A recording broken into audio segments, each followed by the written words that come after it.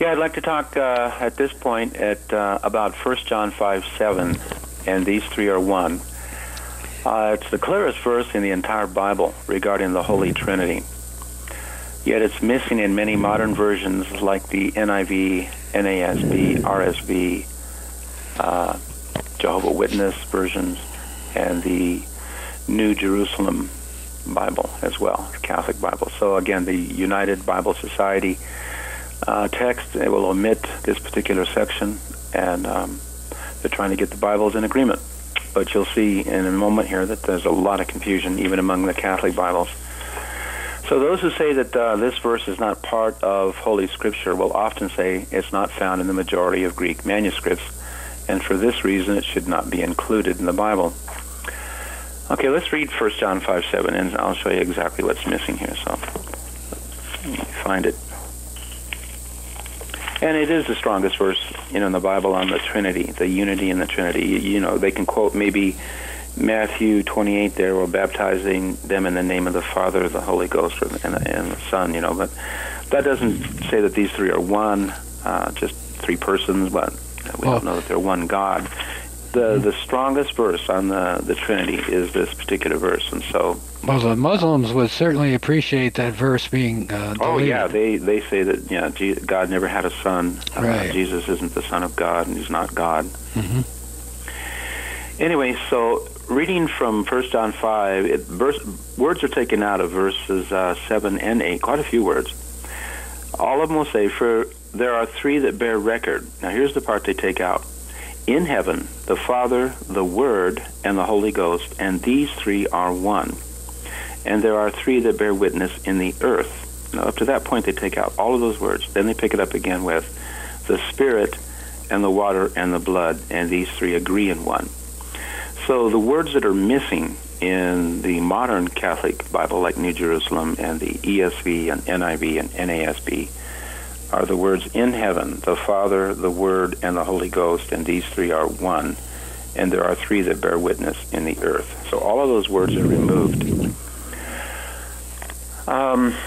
Okay, it's true. It's not found in the majority of the texts out there. But when they bring this up, people like James White or Daniel Wallace, they use the majority argument. They don't really care one bit for the majority text that they might read because they don't follow them. They reject them far more often than the King James Bible. So they themselves follow the UBS text of Westcott and Hort, which itself departs from the majority readings in literally thousands of places. Now, Michael Maynard, you may have heard of him. He wrote a book. I don't know if you have that. It's a pretty good book. I have it here too. It's a defense of 1 John 5:7. I don't know if you've heard of Michael Maynard. I don't think so, but I may have. Okay, it's a book that both Donald Wade and Gail Riplinger recommend on the Trinity on 1 John 5:7. Well, he significantly points out in his book that there are only 5 remaining Greek manuscripts that even contain the epistle of 1 John in whole or in part that date from the 7th century or before. Now you think about that, the 7th century. There are only 5 remaining Greek manuscripts from 7th century and before. Now, that's a whole lot of time to only have 5 partial Greek witnesses that remain today. Mm-hmm. Now, the old commentators on 1 John 5:7, I've got John Calvin, John Gill, Matthew Henry, John Wesley, and I quote right out of their commentaries. These men knew Greek and Hebrew, and they knew what they were talking about. John Wesley commented on 1 John 5:7, saying, I would insist only on the direct words, unexplained, just as they lie in the text. There are 3 that bear record in heaven, the Father, the Word, and the Holy Ghost, and these 3 are one. And he says, as they lie in the text, but here arises a question. Is the text genuine? This is John Wesley. Was it originally written by the apostle or inserted in later ages? Many have doubted of this, and in particular the great light of the Christian church, lately removed to the church above, Vangelius, whatever he's talking about, this guy, I guess, a commentator of his time, the most pious, the most judicious, and the most laborious of all the modern commentators on the New Testament. For some time he stood in doubt of its authenticity because it is wanting in many of the ancient copies, but his doubts are removed by 3 considerations. that though it is wanting in many copies, yet it is found in more. Now, this is in the time of John Wesley, so I don't know what he had. They had copies of things that we don't have today. And those copies of the greatest authority. Number 2, that it is cited by a whole gain of ancient writers from the time of St. John to that of Constantine. This argument is conclusive, for they could not have cited it had it not been in the sacred canon. And number 3, he says, that we can easily account for its being after that time wanting in many copies when we remember that Constantine's successor was a zealous Arian. Of course, the Arians deny the deity of Christ, who used every means to promote his bad cause to spread Arianism throughout the empire. In particular, the erasing this text out of many copies as fell into his hands.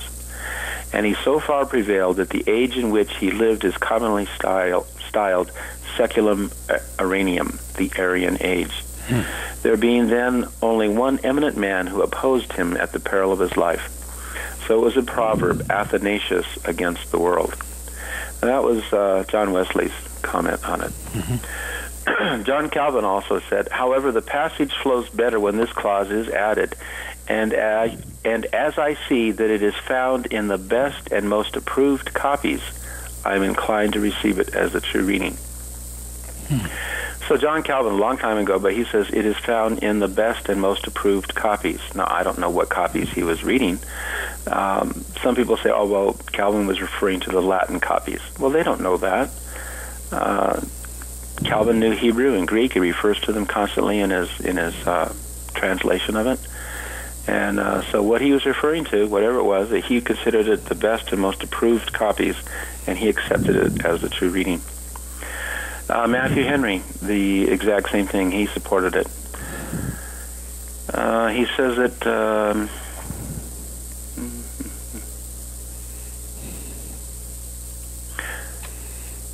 he says the 7th verse is agreeable to the style and theology of our apostle. Facundus acknowledges that Cyprian says, and now Cyprian was way back there. We're going to get to his quote.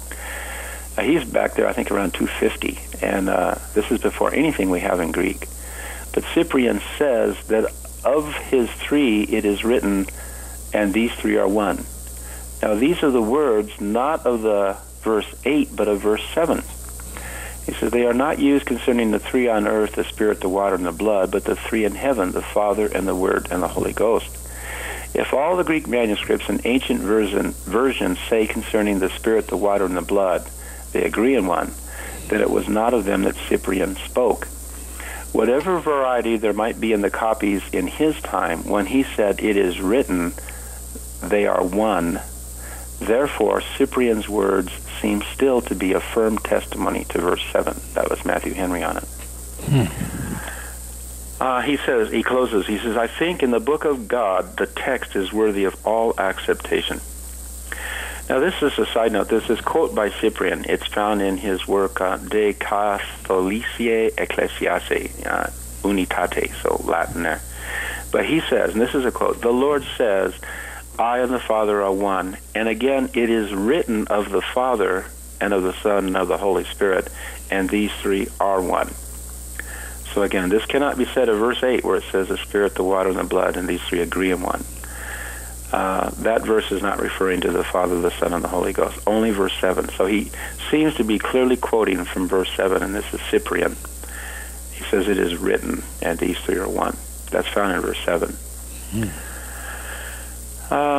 Okay, so again, the UBS text, they keep tampering with how much evidence, because the earlier ones you'll find more evidence that they show for its inclusion, and as you get into the later ones, they begin to eliminate some of that evidence. But even they show in the 4th edition that the comma, that's what they call it, the comma, but these words were attested by the Latin Church Father Cyprian in 258. Now, 258 is long before anything we have in Greek. Pseudo-Cyprian in the 4th century, that's at the time of Vaticanus and Sinaiticus. Priscillian in 385, that's before Vaticanus and Sinaiticus came on the scene.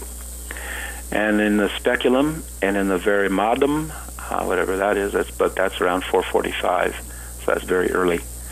And then the Pseudo-Vigilius in 4th or 5th century, and by Fulgentius in 533, as well as a few manuscripts. And these are found in the very Greek editions of those who oppose its inclusion. So they're including here at least, and that was nice of them to put that in there, but they've got 1, 2, 3, 4, 5, 6, 7 early church fathers or records of people who refer to this verse all around that time, either before Vaticanus and Sinaiticus were written or around the time that it was.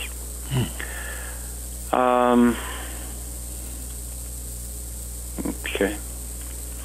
Oh, also, yeah, the first edition, see, the first UBS, it also had 3 different names in there. They also had Varimadum, Cassian, and Ansbert. So they had 3 more names in the first edition than you'll find in this latter edition. And Cassian was around 435 A.D. Anyway, John Gill, again, he was strongly supportive of the version. Here's what he says. As to the Old Latin interpreter, it is certain that it is seen, these verses, in many Latin manuscripts of early date. It stands in the Vulgate Latin edition of the London Polyglot Bible, and the Latin translation which bears the name of Jerome. He says, here we go. And as to its being wanting or lacking in some Greek manuscripts, as the Alexandrian and others, it need only be said that it is to be found in many others. It is in an old British copy. It's in the Complutensian edition, the compilers of which made use of various copies. And out of 16 ancient copies of Robert Stephen's, 9 of them had it. Now, this is what he says. They attack this saying. They say, oh, John Gill was wrong. This is what he said. Out of 16 ancient copies that Stephanus had, 9 of them had it. And then he absolutely, I mean, he gives evidence of, you know, he talks about Cyprian in the middle of the 3rd century, about the year 250, and he refers to Tertullian, and he says, which may be enough to satisfy anyone of the genuineness of this passage. So he very strongly believed in it. Athanasius. Now, some, you know, they attack Athanasius because he was a strong defender of the Trinity, and they say, oh, no, Athanasius never quoted it. But the next to rely upon 1 John 5:7 in his work is Athanasius, the great Greek defender of the Orthodox faith in the first half of the 4th century. Gill observes, John Gill, that Athanasius around 350 A.D. cited the verse in his writings. A clear citation of the comma, that's what they call it, is also found in the synopsis, also known as the dialogue between an Athanasian and an Arian, attributable to Athanasius. He says, critics have attempted to dismiss the dialogue as spurious, largely on the basis of stylistic arguments.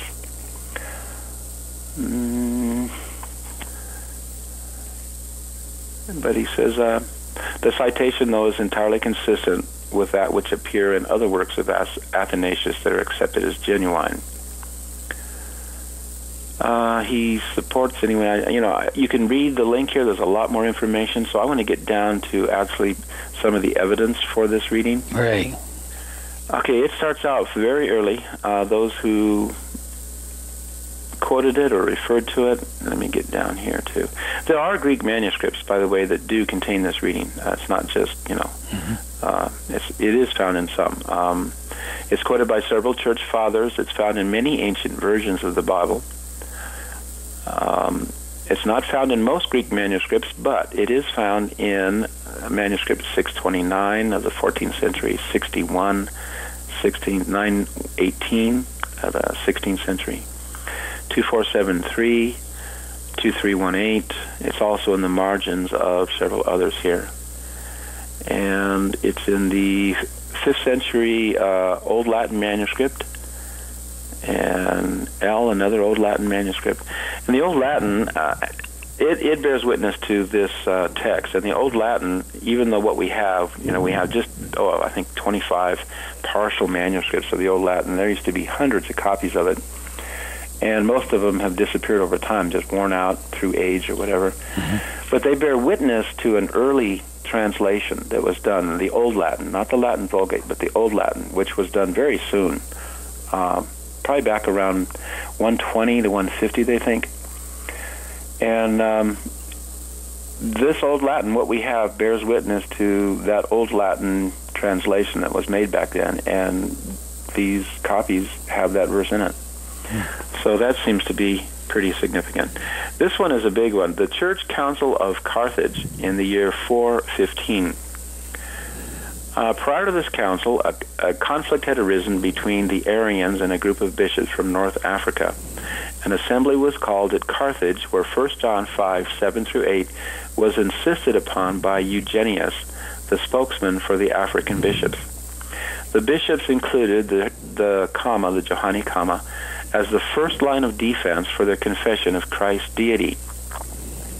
Acting as spokesman for some 350 church bishops, Eusebius confessed his faith and the faith of his brethren with these words, "And in order that we may teach until now more clearly than light that the Holy Spirit is now one divinity with the Father and the Son, it is proved by the evangelist John, for he says, there are three which bear testimony in heaven, the Father, the Word, and the Holy Spirit, and these three are one." And this is, the reference here is also by Michael Maynard on a history of the debate over 1 John 5:7. So this is a council back in 415, and he's representing, 350 church bishops, and they use this verse, directly to prove the deity of Jesus Christ. So, amen. Hey, that's where really did they good. get it, Yeah. Did they just invent it, with Erasmus or something? This is ridiculous. They are quoting this verse. Okay, so what is the evidence? Here we go. So here's the evidence. We have it. It's cited by Athanasius around the year 350, by Cyprian in the middle of the 3rd century, around 250. In 350 A.D., Priscillian referred to it. It gives the reference what book it's out of. 350. Again, this is around the time Sinaiticus and Vaticanus were written, or before. Idasius Clarus referred to it. Priscillian in Liber Apologeticus quotes, "And there are three which give testimony in heaven, the Father, the Word, and the Spirit, and these three are one in Christ Jesus." That was 380 A.D.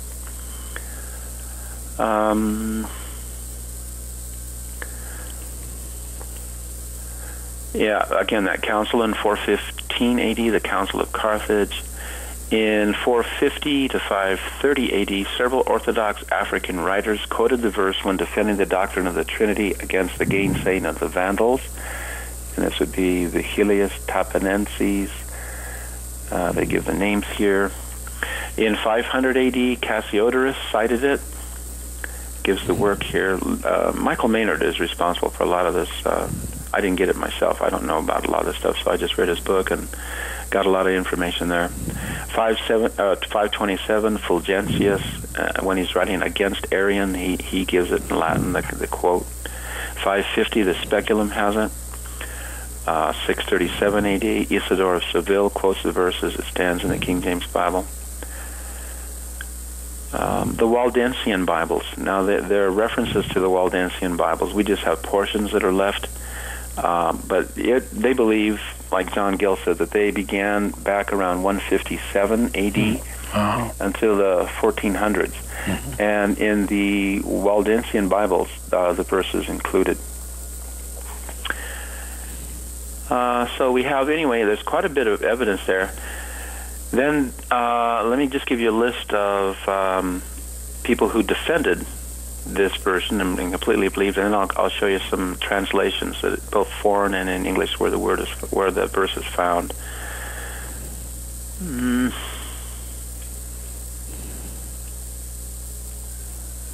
Okay, I thought I had a list here of people who defended it. It's interesting too. Again, it's another one of those coincidences. It won't convince the Bible agnostics, but right. I thought it's interesting that there are highly significant words or titles that are found 7 times or in combinations of 7 only in the King James Bible. Words like Son of Man, that's found 49 times. It's 4 times 7. Mm-hmm. Son of God, it's found 49 times, 7 by 7 in the New Testament.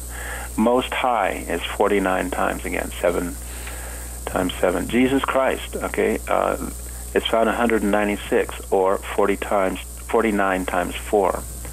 Of course, your critical texts, they won't match up with these numbers, but they're just coincidences, right? Oh, yeah, that's right. Yeah. This is one, the Word of God. Again, it's 49 times, and different numbers in the critical text. My beloved Son, 7 times. It is written 63 times, or it's 7 times 9 in the New Testament. The word firstborn is found 7 times. Kingdom of God is found 70 times. Holy Spirit is found 7 times in the King James Bible. Usually it's Holy Ghost, but there's Holy Spirit 7 times. Wow. Church is found 77 times. Of course, all the critical texts, they'll differ on these. Right. Worshippers just happens to be found 7 times. Jerusalem, the word Jerusalem is found 144 times. That's 21 times 7. Critical texts, they omit Jerusalem in a couple of places. It's only when 1 John 5:7 is included does the title referring to Jesus Christ as the Word occur 7 times. So we have it twice in John 1:1. In the beginning was the Word, and the Word was with God, and the Word was God. There's 3. For John 1:14, and the Word was made flesh. That's 4. 1 John 1:1 talks about what our hands have handled of the Word of life. 5. 6 would be 1 John 5:7. There are 3 that bear record in heaven, the Father, the Word, and the Holy Ghost. And number 7 is found in Revelation 19:13. And he was clothed with a vesture dipped in blood, and his name is the Word of God. So 7 times. Just coincidences. That's how they'll look at it, but pretty significant coincidence. Amen. Okay, here's a partial list, here we go, of those who contended for the authenticity of this verse. Cyprian, back in 250 A.D., Priscillian, 385 A.D., Jerome, 420 A.D., Fulgentius, Cassiodorus, Isidore of Seville, Thomas Aquinas, John Wycliffe, Desiderius Erasmus, Lopez de Zuniga, John Calvin, Theodore Beza, Cipriano de Valera, he's the one who gave us the Spanish Reina Valera, John Owen, tremendous scholar. He contended strongly for its authenticity. Francis Turretin, John Wesley, John Gill, Matthew Henry, Andrew Fuller, Louis Gosson, Frederick Nolan, Robert Dabney, Thomas Strauss, Floyd Jones, of course Peter Ruckman, as everybody knows, George Ricker Berry, Edward F. Hills. He's written a great book on the King James Bible Defended. Presbyterian minister. He's dead now, but he wrote a great book on this, and he believed it was Scripture. David Otis Fuller, Thomas Holland, Michael Maynard, Donald Waite. So that, what is it found in? It was found in the First English Bible by John Wycliffe in 1380. It's in Tyndale. It was in Coverdale's, Taverner's Bible, Matthew's Bible, Geneva Bible, Bishop's Bible. It was even in the Douay-Rheims Bible of 1582. The Catholic version had it. Of course, it's in the King James Bible. And I give a link here where you can see the Catholic Rheims Bible of 1582. It has the verse in it. The whole passage was included in the Douay-Rheims, 1582, 1610. It was also in the Douay-Rheims of 1899, and even in 1950. It wasn't until the St. Joseph New American Bible of 1970 came out that Catholic Bibles began to remove it. The New Catholic Bible... Are we still there? No, we're all right. Okay. The New Catholic Bibles, based on the UBS, United Bible Society Greek text, a united effort between evangelicals and the Catholic Church to produce an interconfessional common text for the New Testament. That'd be ESV, NIV, NASB. And the New Jerusalem Bible, 1985, they all unite in omitting these words from 1 John 5:7. It was also in Mace's New Testament of 1729. John Wesley, he put it in his translation, strongly believed it was Scripture. So did Webster in 1833. Murdoch's translation of the Syriac, 1851. It's still found in the New King James, in Young's, the New Life Bible, 1969, Green's Literal Translation, 2000. It's in the Amplified Bible. And, again, the disarray among Catholic Bibles. There's a new one out. It's online, the Catholic Public Domain version of 2009. They put the verse back in. It's in the Greek Orthodox Bible, 2008.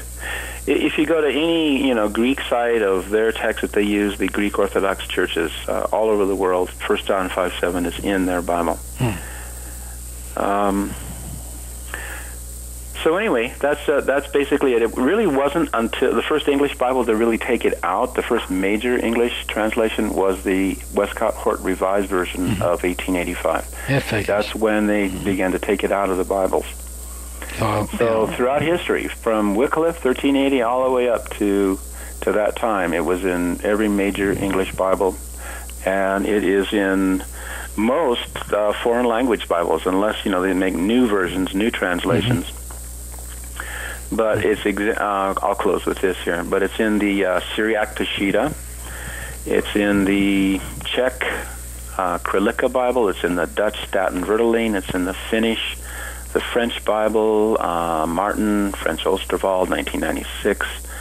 It's in the Italian Diodati, 1649, 1991. It's in the Portuguese De Almeida and the Biblia Sagrada in Portuguese. It's in the Hungarian Karoli. It's in the Icelandic Bible. It's in the Lithuanian Bible, Romanian Cornelescu. It's in the Russian Synodal version, the Russian Victor Jeromsky. It's in the Spanish Bibles, of course, Reina Valera, up 1995. It's in the modern Spanish version, 1929, La Biblia de las Americas, 1997. That's put out by the Lockman Foundation, by the way. Oh, yeah. So Lockman Foundation, the ones who give us the NASB that emits it, they'll put out Bibles in foreign languages that contain the verse. Isn't that something? Yeah, it is. It's in the Vietnamese Bible. It's in the Ukrainian Kulish Bible, the Tagalog Bible, the Thai Bible. And it's in the modern Greek, and it's even in the modern Hebrew Bible, where they've given us the New Testament in Hebrew, and it's in that Bible as well. So anyway, there's a lot of evidence for it, and God in His sovereignty has seen to it that most Bibles in the world, in every language, it has that verse in it, and yet the modern versions, modern Catholic versions, will take it out. It's absolutely amazing. But that's the way the devil works. Yep. So anyway, that's just some basic information on 1 John 5:7, and of course they'll never accept this evidence. They're stuck in their ways, and no, it's not in there. And why do they hate that verse so much? Because it's the only verse that really tells us that these three are one. The whole thing. There's no other verse like it in the whole Bible. Well, that's why they have to get rid of it. Yeah, and that was the thought. That's what John Wesley expressed, and that back then, and there was this heretic running around, and he was taking it out of every copy he could find. And of course, if he did that, and then people who copied from those copies, well, it would be gone, right? Right. Because they removed it or tried to remove it very early, but yet, there are people back there, John Calvin and John Gill, and make reference, and Stephanus, he says out of the 16 copies that he had in Greek, 9 of them had it. Why? So there's a lot of evidence for it, and you've got Cyprian back there in 2:15 saying it is written, and these three are one. Well, that's only found in 1 John 5:7. So what was he referring to? Yeah, amen. There's always been this historical revisionism, in America. History they corrupted that. Oh yeah, I know. All those references to God and the Bible, you go back in history, and we had a lot of Christian Bible-believing men that founded this country, and if you go back and read history books today, you won't find that information in it. That's why these guys that change everything are counting, again, on the ignorance. Absolutely. Because the people that are running around today, that come out of the public schools, can barely read. That's true. And they've got them. If they get saved, they'll be neutralized, which is a plan or a ploy of the devil. They'll neutralize a new Christian. Yeah, you cast doubt on the Bible. Do we really have the inerrant Word of God? Do we have the authoritative Word of God? And men like James White can write on their website, "We believe in the authoritative Word of God," and you ask him for, where can I get a copy of this Bible you say you believe in? He's got no answer for you, Read my book. Yeah, well, of course. I have read your book, James. That's why I'm asking you the question. But it's a money thing. Read my book. It means income. It is. I know. It's.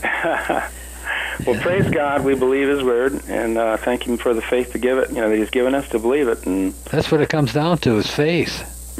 Yeah, it does. And Jesus, you believe God, or you don't. Jesus said, "Blessed are those that believe it. Blessed are those that haven't seen and believe." So, so many people want to say the Bible isn't accurate and this and that, but I ask them, well, how can you believe any written history? Say 100 years ago, those people are dead, and things that were written about them, maybe they're not accurate. Maybe they're... Yeah, the only source of truth that we have is this book, and that's why Satan hates it so much. Well, yeah, he does. He really hates it. Yeah. Yeah. Well, brother, this has been very informative, and I hope that we can do some more. I know you're getting close to the time when getting pretty close here, but Lord willing, we can do some more. But I really thank you for the opportunity, to be able to at least get some of this information out there, and hopefully God will use it to strengthen the faith of Bible believers. Well, amen. It's been a blessing to work with you, and we'll see what happens in the future. Okay, brother. Okay. All right, we'll talk to you later then. Righto. Right. God Goodbye. bless.